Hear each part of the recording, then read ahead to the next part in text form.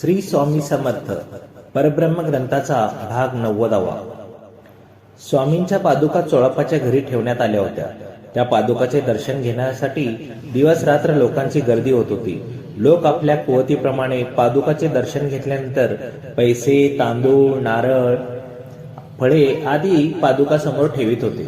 अर्थातच ते सारे चोळप्पाचे धन होते, पण यामुळे चोळप्पाचा लोभही वाढत चालला होता। स्वामी समर्थांची कीर्ती सर्वदूर पसरली होती। बडोद्याच्या महाराजांना वाटत होते की श्री स्वामी समर्थांनी त्यांचे वास्तव्य बडोद्यात करावे, पण स्वामी समर्थ या गोष्टीला राजी नव्हते। बडोद्याच्या राजांनी अनेक प्रयत्न केले होते, पण स्वामी समर्थ अजिबात प्रतिसाद दिला नव्हता। अखेर एक दिवशी बडोद्याच्या दरबारात राजवाड्यात दरबार भरला असतानाच तात्या सरदाराने विडा उचलला होता की मी स्वामी समर्थांना बडोद्यात घेऊन येईन। अर्थात या तात्या सरदाराच्या स्वतःच्या शक्तीबद्दल वृत्ता बाळगलेला अहंकार होता आणि परब्रह्माबद्दल त्यांचे अज्ञानी होते। तात्या सरदार जसा अक्कलकोटला आला होता, तसेच कोडॅक कंपनीचे 2 इंग्रज फोटोग्राफर सुद्धा अक्कलकोटला आले होते।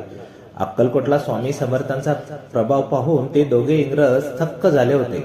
त्यांना कोडॅकच्या कॅमेऱ्याचा प्रसार करायचा होता, पण सुरुवात कोठून करावी हे समजत नव्हते।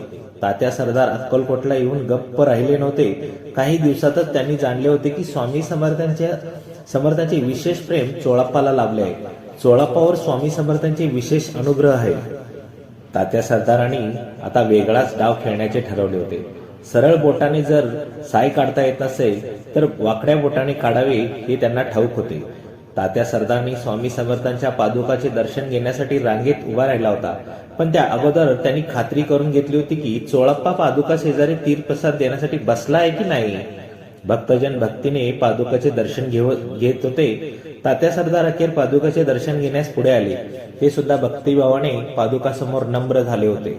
दर्शन घेऊन होताच त्याने धान्य, नारळ वगैरे पादुकासमोर न ठेवता कमरेला खोचलेला मोहरांची पिशवी काढून ती पादुका समोर ठेवली होती। मोहरा दिसताच चोळप्पाचे डोळे मोठे झाले होते। त्यांच्या घरातून बाहेर पडणाऱ्या तात्या सरदारला त्यांनी लगबगीने गाठले होते।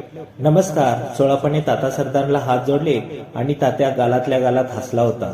त्यांना अपेक्षेप्रमाणेच मोहरा पाहून चोळप्पा त्यांच्या मागे धावत आला होता। म्हणजे स्वामींना बडोद्याला नेण्याचे काम आपल्या वाटेत तितके कठीण नाही असे त्यांचे मत होते। यानंतरची कथा पुढील भागात। श्री स्वामी समर्थ। जय जय।